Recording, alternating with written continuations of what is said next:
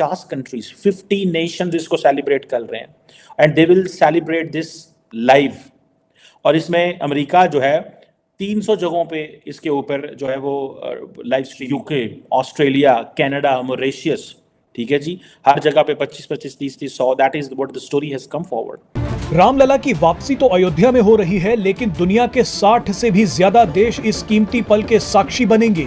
आपको जानकर खुशी होगी कि हिंदुओं के अलावा लाखों विदेशी भी रामलला का इंतजार कर रहे हैं। पश्चिमी देशों के लोगों की भगवान राम में आस्था बढ़ती जा रही है।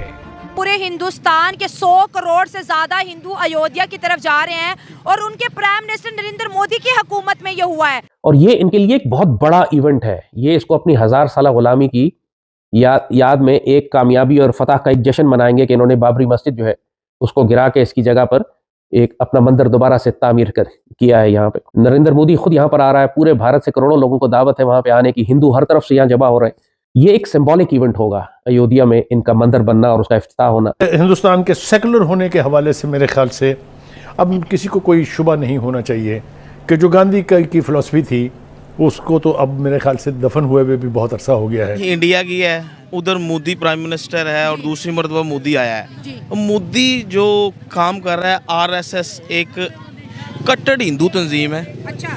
और मोदी जो है वो कट्टर हिंदू है। मोदी तो हो गया फैनेटिक हिंदू, हो गया वो बुरे मानों वाला हिंदू, वो हो गया। मुझे बताएं आज तक आपको कौन सा वज़ीर आज़म पसंद आया था, नेहरू से लेके? खुश है कि पूरी 100 करोड़ हिंदू अयोध्या की तरफ जा रहे हैं। लिए हमारे मुसलमानों के लिए ये बहुत दुख की बात है। जहाँ जिस मुल्क में भी मुसलमान है उनके लिए ये बहुत दुख की बात है कि ये शर्म आनी चाहिए, हमें शर्म आनी चाहिए कि ये चीज़ नहीं होनी चाहिए। सऊदीया को एहतजाज करना चाहिए, सऊदी अरब वालों को, जो हमारे हेड है उन्हें एहतजाज वो करना चाहिए। मतलब ये कि मस्जिद की ईंट तो किसी जगह पे भी रखी जाए, वो पाकिस्तान में क्या किसी की हिंदू के मंदिर के अंदर भी रखी जाएगी तो हमारे लिए फ़ख्र का मकाम है कि हमारी एक मस्जिद की ईंट रखी जा रही है। लेकिन बात ये कि वो बाबरी मस्जिद की जो जगह है ना वो मस्जिद ही है, वो आप लाख वहाँ पे तोड़ दे फोड़ दे, लेकिन हमारे दिलों से वो नहीं निकाल सकते। मतलब आप कह रहे हैं कि अगर वो मंदिर बन गया लेकिन आज भी आपके लिए वो मस्जिद ही है? बिल्कुल, मेरे लिए वो मस्जिद ही है। हाँ। और वह मैं जो है ना, मैं उसको मस्जिद की तरह ही ट्रीट करूँगा। वो वहाँ पे जितने वो वहाँ पे लग़वियात कर ले, जितने भी वहाँ पे वो इस तरह के काम कर लें, वहाँ इबादत अपनी जो है ना वो पूजा पाठ करें, जो करें, लेकिन एट दी एंड जाके कहीं ना कहीं अल्लाह के अजाब से ज़रूर गुजरे। जब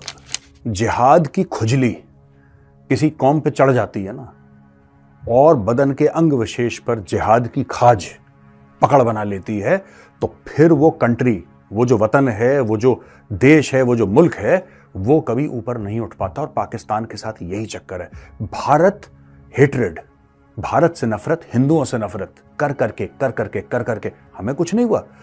पाकिस्तान ने जितना नफरत करी हमसे, हम और तरक्की करते चले गए।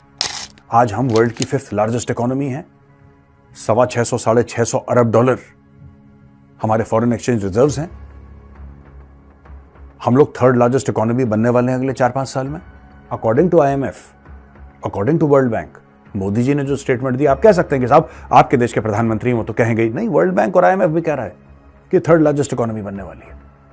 और पाकिस्तान आज भी, पाकिस्तान का प्रधानमंत्री क्या बोलता है दोस्तों? हम 300 जिहाद लड़ेंगे भारत के साथ इंशाअल्लाह। तो भाई ऐसा है कि तुम जिहाद लड़ो और हम तरक्की करेंगे। जय हिंद दोस्तों, नमस्कार दोस्तों। 22 जनवरी 2024 को प्रधानमंत्री मोदी द्वारा राम मंदिर का उद्घाटन किया जाएगा। उद्घाटन से पहले ही पाक मीडिया दुख के कारण बौखला गया है। पाक मीडिया भारत में सेक्युलरिज्म का राग अलापने में लगा है और कह रहा है कि ये नेहरू गांधी का भारत नहीं है, ये मोदी का भारत है। भारत में अब हिंदुत्व की लहर चल रही है। दोस्तों, ये पाकिस्तानी जिहादी मीडिया वाले भारत को सेक्युलरिज्म का पाठ सिखा रहे हैं। इनके मुल्क पाकिस्तान में तो हिंदुओं, सिखों और ईसाइयों को कोई राइट्स नहीं है। आए दिन जिहादी हिंदू बच्चियों को उठाकर ले जाते हैं। हिंदू मंदिरों की जैसी स्थिति पाकिस्तान में है वैसी कहीं नहीं है। 1947 में जो हिंदू 20 से 25% थे, वही आज 1 से 2% बचे हैं। और पाकिस्तानी भारत को बता रहे हैं कि भारत एक्सट्रीम होता जा रहा है। 22 जनवरी को 60 से भी ज्यादा देशों में भव्य कार्यक्रम होंगे। दुनिया भर के कई बड़े शहरों में राम यात्रा निकाली जाएगी।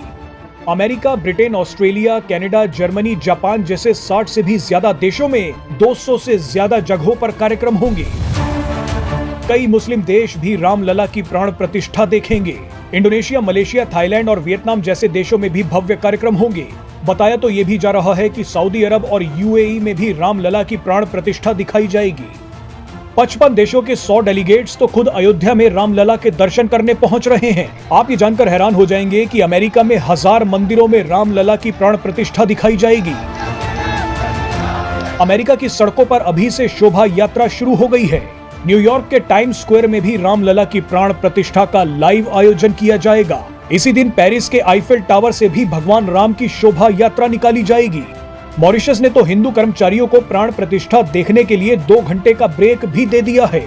जो लोग सदियों से भगवान राम का इंतजार कर रहे हैं, उन्हीं के लिए भगवान राम आ रहे हैं। राम मंदिर का इनॉग्रेशन है 22 को, तो पहले तो कांग्रेस पार्टी ने कहा था, सोनिया गांधी ने, कि हम शिरकत करेंगे। अब वो कह रहे हैं हम शिरकत नहीं करेंगे क्योंकि ये बीजेपी और आरएसएस का इवेंट है। आपको नहीं लगता कि ये कुछ गलत बात हो रही है वहां पर? देखिए, कांग्रेस जो है, मेरे ख्याल में अगर देखा जाए, एक तो मोदी साहब ने परफॉर्म ठीक किया है। मैं ये बताना चाहूंगा कि बीजेपी या मोदी साहब की कामयाबी का सीक्रेट क्या है। सीक्रेट ये है कि एक तो उन्होंने परफॉर्म ठीक किया है और मैनेजमेंट अच्छी की है, उन्होंने टीम बिल्डर है, टीम अच्छी मिल गई है उनको। दूसरी उनकी लक ये है कि उनको अपोजिशन बड़ी बेवकूफ मिली। कांग्रेस जो है वो बिल्कुल उनके पास वो जिसको कांग्रेस में वो मैं देखता हूं उसका नाम रखा गया पप्पू, वो जो राहुल गांधी, उसको पप्पू जी कहते हैं, वो बिल्कुल पप्पू की तरह बिहेव करता है। देखिए, कई दफा इन्होंने दूसरी पार्टियों को साथ लेके तो एक बनाने के कोलिजन बनाने की कोशिश की, कामयाब नहीं होते उसमें। और दूसरा, मेरे ख्याल में तो इनको चाहिए था यूनिटी दिखाते, उसको जाते सारे, उसको सेलिब्रेट करते, उसको मंदिर में जाते, क्योंकि देखिए majority of the population is Hindu, there is the biggest religion. तो मेरे ख्याल में तो जाना चाहिए था, उनको पार्टिसिपेट करना चाहिए था उसमें, कांग्रेस को और दूसरे लोगों को भी जाके पार्टिसिपेट करना चाहिए था। लेकिन ये फिर उनकी मर्जी है, पहले भी इसी तरह की हरकतें वो करते हैं, तभी सपोर्ट नहीं है लोगों उनके साथ। और मेरे ख्याल में इस वक्त जो भारत की सबसे बड़ी लक ये है कि एक पार्टी के पास एक क्लियर मेजॉरिटी है और वो चीजें डिलीवर कर पा रहे हैं। जहां भी कोलिजन गवर्नमेंट्स होती हैं, जिस तरह पहले कांग्रेस की गवर्नमेंटें आती रही हैं, जाती रही हैं, कोलिजन गवर्नमेंट होती रही हैं, वो कुछ भी डिलीवर नहीं कर पाते थे। जिस तरह आजकल अमेरिका के अंदर है कि कांग्रेस जो है उसमें रिपब्लिकन है, सेनेट के अंदर डेमोक्रेट है, वो कुछ भी डिलीवर कर नहीं पा रहे। ये बदनसीबी होती है कौमों की और फेल्योर होती है जमहूरियत की, डेमोक्रेसी की। लेकिन इस वक्त मैं जो भारत की तरक्की का सीक्रेट में ये भी है कि बीजेपी इज स्ट्रांग और BJP has a vast majority in it, so they can deliver things. लेकिन सर, कई लोगों का इंडिया से ये भी कहना है, भारत से, कि वो अगर पाकिस्तान में कोई भी गवर्नमेंट आ जाए, वो बात करने में इंटरेस्टेड नहीं है भारत की गवर्नमेंट पाकिस्तान के साथ।